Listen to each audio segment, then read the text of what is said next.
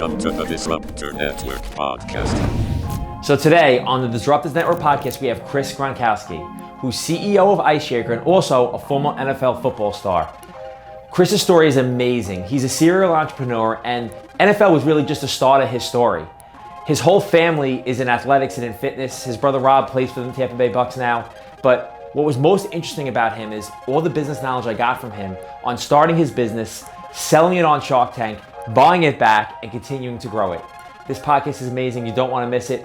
Please help me welcome Chris Gronkowski. Ignition. Liftoff. Welcome back to the Disruptors Network podcast. I have an amazing guest today, Chris Gronkowski, who is a former NFL football player, but I think calling him an NFL football player would minimize all the awesome stuff he's doing right now almost, because you have an amazing story. You're the founder and CEO of IceShaker. You are a TikTok superstar at this point and a million other things. I have a million questions for you. So welcome to the show, Chris. Hey, thanks for having me, man. I like that intro. TikTok superstar is definitely, I think, what I'm most known for right now. It's, you know what, and I was planning on answering that question later, but just starting there, I really connect with your TikTok because you answer questions, and not only do you answer questions, but you're authentic in your answers. And I think that's what makes it so good. Yeah, it's crazy, man. It just exploded. And, what I realized with social media was if you bring value, people are going to respect that, and they're going to follow you, and they're going to share it, and they're going to tell people about you. And I knew I had some pretty cool stories from the behind the scenes stuff of the NFL, and just started sharing it, and it just exploded, man. So it's been a lot of fun, and TikTok's real. I mean, people think it's for kids, but that app is powerful, and it's a huge exposure play. And you're really probably feeling the force of it because you have product to sell, and I'm sure that it kind of you just being bigger there just puts more highlight on your product, which is amazing.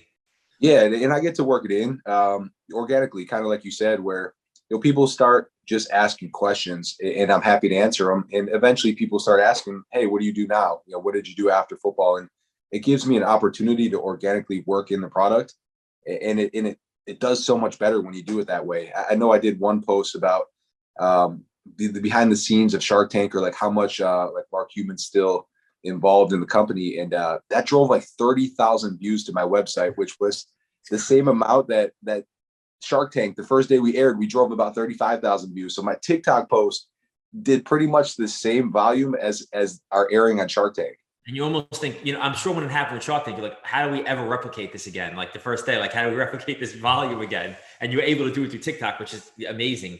So, it's funny. So I was first introduced to you about a year ago. It's actually, I went and looked this morning, and it was almost exactly a year ago. Your whole family was on the Ed Milet podcast. Yep. It's and I listened to that podcast, but it was one of my favorite podcasts. And I was kind of amazed about the whole story, which I didn't know at that point. And your father is somebody who's been in fitness for 25 years plus, I think, at this point. And he also talked about in the podcast this competitive environment he created in your house. How did that really get you into the business mindset or set you up for success in life? And can you talk a little bit about that, your start there? Yeah, for sure. So my dad, 32 years, I think he's been in business now. Went from just starting it because he wanted fitness equipment for us, for 5 boys that would actually last. And 32 years later, he's now the second largest distributor of fitness equipment in the US. But yeah, the one thing that he did, and I think my both parents did a really good job of this, was they made us earn everything that we had. I think early on, it was because my parents had no money. I know my mom tells the story. I think my dad had $52 in his bank account when they got married. And then you have 5 kids. He works 2 jobs for 6 years to get his business off the ground. And I know they had to be struggling a little bit. So I think that was, just part of it at first. But as they got money, as we're able to afford whatever we want, it was still all about, hey, if you want it, go get it. If you want to go to college, great, but you're paying for it. If you want a new car, awesome. Go get a job, go work as an umpire over the summer. Go work for my dad. I worked for my dad at age 15, delivering treadmills off the trucks to the houses and building them all. And that's what it was all about. You learn the value of $1, and once you do, you respect it. And I think that's why we all were successful, because we knew what hard work was, and we knew what it took to be successful. Yeah, that's awesome. And you know, what I learned from the podcast is that all of you guys are successful in your own right. And it was, you know, it's even like listening to it, like I listened back to it today because I wanted to be fresh in my brain again. And, you know, you would think it would be hard to decipher from you guys because there's so many of you, but I really could hear your own individual voices through the podcast. And for your purposes, especially when I listen back to it, I heard your name mentioned over and over again by your brothers as somebody who was kind of the connector to other people. Like you kind of seem to be the linchpin almost, like where you're connecting everybody, the whole family, to like the world of entrepreneurs outside of normalcy. I mean, do you play that role for your brothers? I think we all do for each other. My oldest brother, Gordy, is I would say he's the ultimate connector. He's he's still the party boy. He's the oldest, still single, just doing it right, man, and having fun with it. But we all work separately, but we all are about health and fitness. So there's a way to help connect each other with everyone that we're working with, and that's what we do. So as a family, it's hard to work, and it's challenging to work directly with your family. And we give each other space, but then we also help each other out at the same time. So that's kind of how we've done it. And we're always just connecting each other with all of our contacts. It's good to hear that story too, because you know sometimes you want families to be that way, and they're not necessarily always that way. So it's good to kind of hear that you guys have that relationship.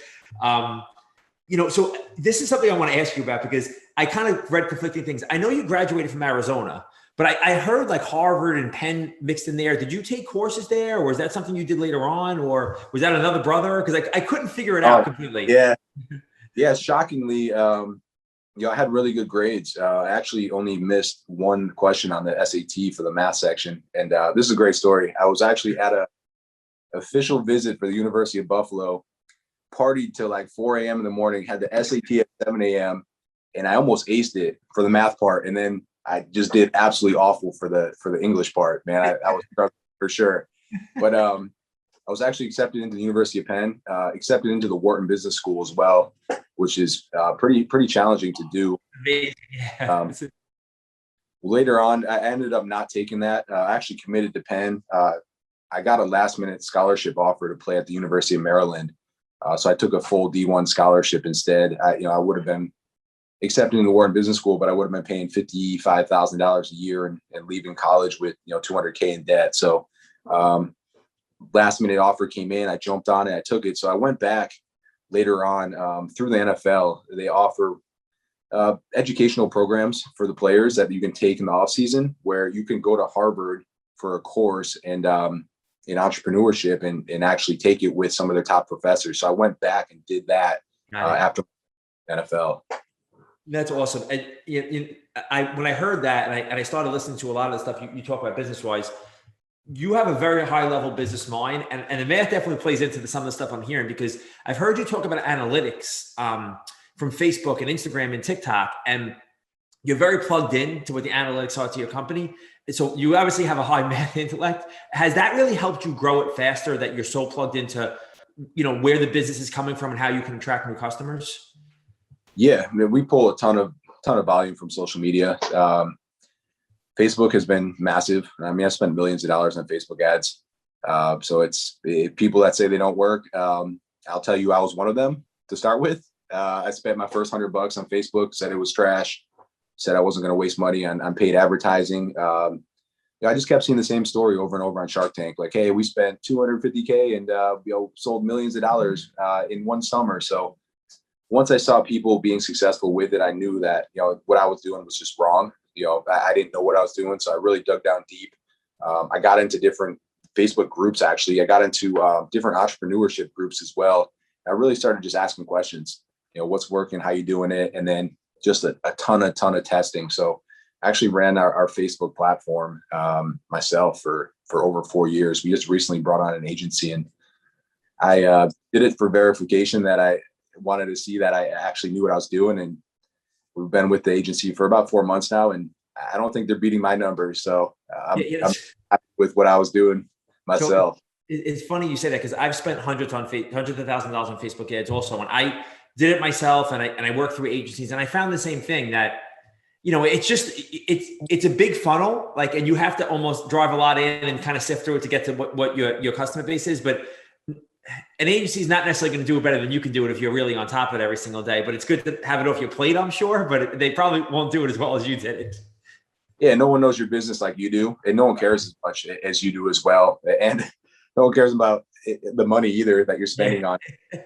So if you have the time to do it, for sure. And now with Facebook and how smart it is, it's actually a lot more hands off than it used to be. I mean, it used to be, I used to have like 50 different ad sets set up and I was targeting all these small groups, and it's not really like that as much now. I mean, the learnings are so good that you can really consolidate and not have to change them up as much. And they allow you less information than they used to be too. So they kind of zero you in on it, which is good and bad, I'm sure. But you really can't even, really dissect it as much as you used to. So kind of just have to let them do their thing. Right? Backtrack a little bit. So you created IceShaker, obviously, after you got out of, you played pro football in the NFL for a bunch of years, and you got out and you created IceShaker. Kind of what, I know your kind of motivation behind it. You just wanted a cold drink for the whole entire day, which is awesome because it's a product you use, right? And by the way, I'm not just a fan, I'm a user of your product. I love your products. So I have 3. Yeah, there you go. That's a newer one that I saw you had it. But so what made you, like, how hard was the process of creating a product, especially something that was proprietary to you that had never been done before, kind of this way? Like what was that process like? Yeah, man. So I thought it would be easy, right? So really, it started as a side hustle, something I was passionate about. I wanted to find a way to get back into the fitness industry. I was working 5 years with my wife, super successful business. I was actually making more money with her business than I was playing in the NFL. And 5 years in, I never told anyone what I did. I never used social. Like, people would ask me what I was doing. I was kind of like, hey, just kind of doing my own thing. Cause it was a personalized gift company. I saw that. Yeah. Wedding gifts and like, Father's Day, Mother's Day kind of things. And it just wasn't like that manly, like it wasn't who I was. So even though it was super successful and we're crushing with it, it just, at the end of the day, I wanted to kind of chase my passion. So I started IceShaker as a side hustle and thought it would be easy because, man, it's a super simple idea. Basically take the technology that was already out there and put a shaker top on it. Yeah. That was pretty much it. And, it was probably about 20 prototypes later. It's hard to get the bottles to seal and get everything perfect. And my first run, I finally get it and get super excited. It feels like it took forever to get there, and ordered 10,000 bottles. And half of those first 10,000, the second you picked them up and flipped them over, this pop top actually, for whatever reason, for the first time ever, wasn't made correctly on half of them. And they all leaked, but you couldn't tell which. So to start the business, I had to take 10,000 lids off and replace them from the manufacturer. And it was crazy, man. But yeah, definitely nothing's ever as easy as it seems. I was young and I used to look at people and be like, man, if that guy can do it, I can do it. Right. And you never really see how much work goes into it. And people all the time say like, man, it must've been nice. You had a following, all that already. And I didn't really. I probably had about 30,000 followers on like Twitter at that time. And I remember I put a post out and got no engagement. Nothing. I mean, I hadn't posted in months. I'd never engaged with anyone. So my following was trash because I didn't give them back any love. So, that was kind of a huge eye opener for me. And it really became real once I got those products in my hands and realized that this isn't going to sell unless I put some work in. And that's when I started going to shows on the weekends. And also I had to figure out a way to get ranked on the top page of Amazon. I went to Amazon first because I knew it was the biggest marketplace in the US. And if I couldn't sell there, it wasn't going to sell anywhere. So that was one of the first steps I did was, try to rank it for the top terms on Amazon. So, and I'm going to transition to Shark Tank. Were you ranked high on Amazon before you went to Shark Tank? Was the company already kind of ranked on a page where it was visible at that point? Yeah, for sure. So by that time, I was able to get it up to like the top 3 for shaker bottle, which was the biggest search term that there would be for this type of product. So, so on to Shark Tank. So first of all, your Shark Tank episode, I think to this day is one of the highest rated episodes ever, which is amazing. Like, the show's been running forever. It's on for 10 years, probably at least. And you guys are one of the highest ranking episodes, which is crazy. And second of all, I think you guys playing Flip Cup on Shark Tank was genius. I think it was the most genius idea I've ever seen, because from my point of view, and you can tell me if this is true or not, you really took them completely out of their comfort zone. Like, they were uncomfortable coming to play, and I think that you kind of disarmed them a little bit. I think so too. I think it was genius, man, because all those hard questions, which I was prepared for and I was waiting for, but they never really got thrown at me. There were some. I mean, you only see a very, very small part of the questions that were asked to me, but like the Mr. Wonderful question, where like, hey, what's stopping me from making the Mr. Wonderful shaker? I was waiting for those hard questions, right? And they never came, and I think that was the reason why, because we just got them, out of their comfort zone, and then I think they were just kind of comfortable with us after that, and it was kind of like chilling in a room with your friends, hanging out, and that's when the offers started coming. So, yeah, I think that was big. I was told that will never happen again. He does not want to promote drinking, so I had to make sure that I told this whole story about, hey, this was our favorite game that we played after games to get rehydrated with water. I snuck it in there. It was a one and done, and I'm pumped that I did it, because they kept saying, like, let's do like a push-up competition or something like that. I'm like, it's just not that entertaining to watch someone do 100 push-ups in a row against. You're right. They could probably do 20. So, there's no value there. Like, we're obviously going to beat them in every athletic competition. So what can we do that kind of makes sense? That's going to be fun and entertaining to watch.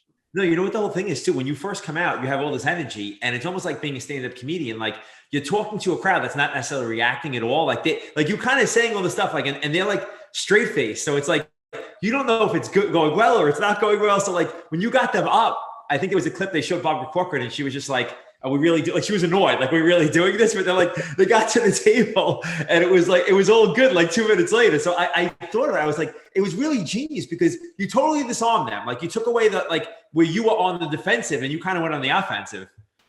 Yeah, man, definitely worked out well. To get offers from all 5 Sharks was massive for me at that time. I was 6 months into the business at that point, and just a huge proof of concept, man.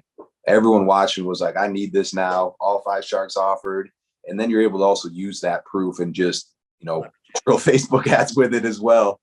And that was massive. That's what we needed to really propel us to that next level. And I took that investment, and I took all the money from the show, and we went from one bottle, to over 100 different variations within like the next year and a half. That's so. Were you able to leverage the relationships they had to get you kind of some bigger partnerships or bigger placements of more visibility? Yeah, for sure. So early on, right away, we got into GNC, which was big.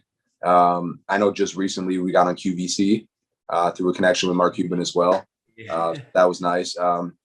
Really, what was great too was just having, I guess, mentors from other companies that already went through it. So Cuban would connect me with other companies that wanted to help out through that process of, hey, you're about to go live, you're about to air, like, this is what we made mistakes with, this is what you should probably do to prepare. So that stuff was massive, man. And still to this day, the networking between these companies is awesome.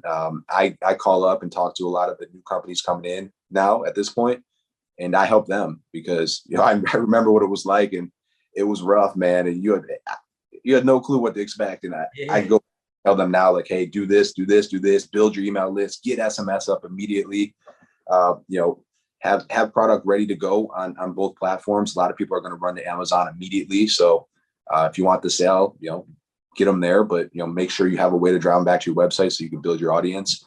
And there's just so much. It's such a giant opportunity, and these companies are so young, they just have no idea. And I know that was actually a pivotal moment for you, where you had, when you appeared on Shark Tank, that you actually had them buy all your they bought all your old stock over Amazon, and then they came to your site, which the stuff was probably more expensive because it was new, and then they bought there. So it was like, it actually ended up being really a pivotal move that you did that. Yeah, that was big, man, because I didn't even know who my audience was. And we had all this old stock, and we just came out with this new bottle that was a lot better. And it's just like the ultimate way to just blow through old stock and get it out and just not have to worry about it anymore. But man, yeah, for me at that time too, what was huge was if you collected those email addresses and you got those sales, at that point, you were allowed to put them back into Facebook and get all the data back from it. So you could pull the demographics from those emails and then look at it. And I realized right then that our audience wasn't a guy like me for the most part that was buying. They were the end user. A guy like me was using the product for sure, but the people buying it were usually the wives or the grandmas that were buying it for their kids or husbands, their grandkids. And right away I realized, like, wow, we need to change up our targeting. I'm focused on the wrong thing. Yeah, it's crazy. Because it was just straight meathead videos for guys like me. And I'm like, hey, working that well. And then I started thinking about it. I'm like, well, I don't buy anything. I mean, my wife buys everything for me. So why am I trying to target a guy like me who doesn't really shop? It's crazy. It changed the direction. What was when they bought into the company at the Shark Tank? How difficult was that purchase, the term sheets and all that kind of stuff? Was that part of it crazy? Yeah, that part sucks. So it's like, I think only about 50% of deals actually closed, because the term sheets, I mean, they're super beneficial to the Sharks, and they need to protect themselves, right? I'm sure they've seen everything, but yeah, if you're a well-established company and you get some crazy terms thrown at you, you're probably not going to take it. I was super early on. It was almost like, hey, if you want it, you're going to agree to these terms. If not, then you're walking away, from the table. So, you bring in a lawyer, you argue the terms, you do everything you can, and they don't change. At that budging, point, right? There's no negotiating that at that point. Yeah, I mean, the thing with me was we're 6 months in, so it's super risky, right?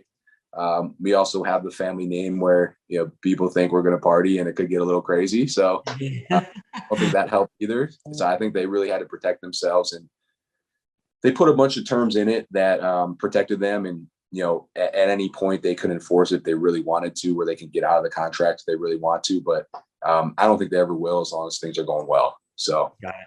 Yeah, they're there to protect. Really, I'm sure that was a big learning experience for you on a go forward. Even when you look at term sheets now, I'm sure it changed your kind of perception of what they are. So it was probably great for a bunch of reasons. So the other point I want to mention, as far as IceShaker goes, because I listened to a podcast with your brother, with Rob and A-Rod, and A-Rod talked about how you brokered the deal to have your brother buy your shares back from him. And then you kind of brokered the deal to get him into one of A-Rod's companies, which is FitPlan, which I thought was genius all the way around. Can you talk a little bit about that as much as you can? For sure. Rob was retiring at that time, and he wanted to be in the business world.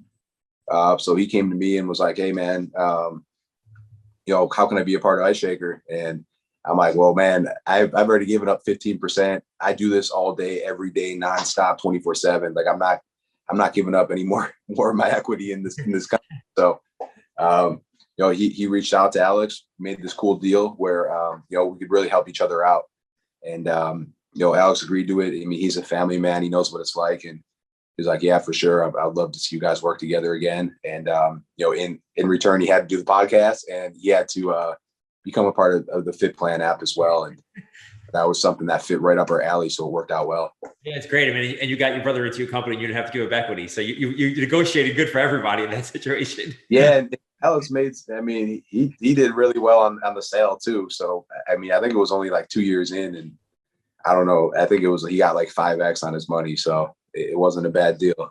Where is, the last time I kind of checked, and somebody said the company was around 15 million in sales, I think. Is that right? Are you past there at this point, or am I off on the number? So, I mean, we went from, in that first year, we were at about 80,000 in sales when we got on the show. We, in the next 12 months, shot up to about 3 million and over that next 12 months. And we've grown probably 30 to 40% every year. We projected to grow another 40 to 50% this year. We're actually beating that number for the first quarter, and then having supply chain issues right now. Product's hard to get. We keep selling out. We're actually, because we're beating those numbers and the supply is not coming as fast, we're struggling to keep product on the stock. Yeah, that was the question I had for you. How did COVID affect you kind of business wise? Oh man, COVID, it helped us. And it was for a couple of different reasons. It wasn't necessarily because of the the product. I think it really helped us grow as a company. It made me step back and take a lot of responsibilities off my plate and put new structure in. I couldn't come in every day. I couldn't do everything I was doing before. And so with that, it really gave me a lot of time to think. And the one thing we were missing was, kind of this team atmosphere. I played in the NFL. I played all these years in sports, and the business really wasn't set up like that.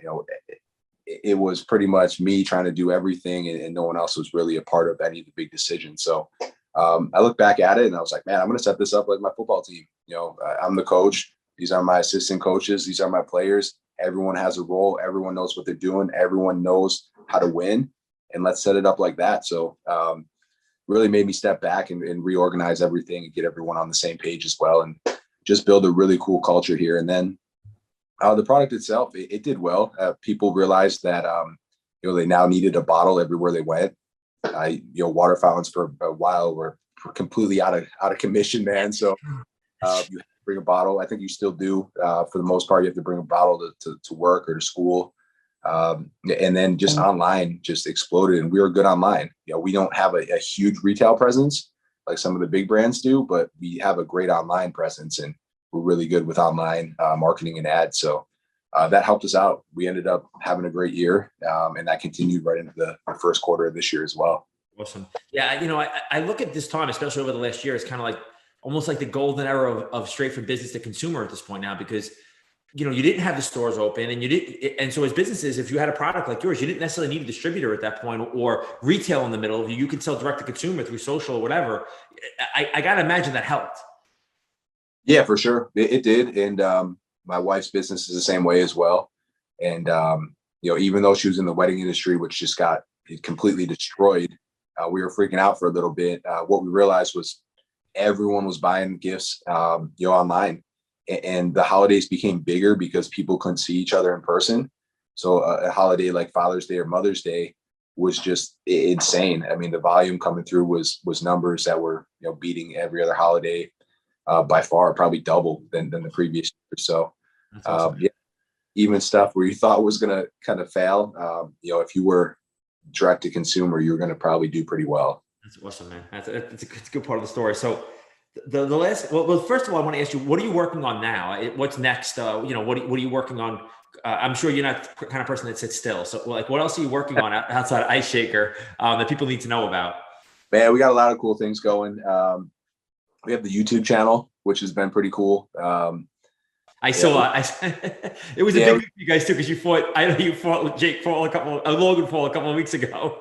Yeah, so we boxed Logan Paul with zero experience, just got this. But hey, it was great for views. I didn't know it was coming. Rob set us up pretty good for that one. That's crazy. You guys, it's good content for sure.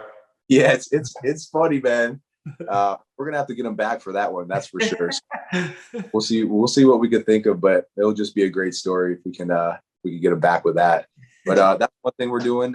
Always involved kind of with my dad's business as well, with GronkFitness and G&G Fitness Equipment, the charity where we have the Gronk Nation Youth Foundation as well. And then two businesses here, myself, my wife's and mine, that I'm balancing as well. And just new stuff coming out with IceShaker. We're all about living a healthy, active lifestyle. So our next thing coming, I actually got the final sample yesterday, is more of like a lunchbox cooler. So you can bring your lunch with you. Everyone who uses their bottles, they're meal prepping, and they're bringing their meals. So we'll have a cool bag. Keep your meals cold. It actually has 2 layers on it, so you can put your meals on the bottom, and then the snacks, stuff like that, or whatever you want on the top layer. And then we'll hold 2 IceShakers as well. So that's coming. Jugs are coming. Request by Rob to get a 1-gallon jug and a half-gallon jug for that Tampa heat, man. So we got those coming as well. And just always trying to figure out the new and best thing. So with IceShaker, we'll just continue to grow and just kind of maneuver into the different areas.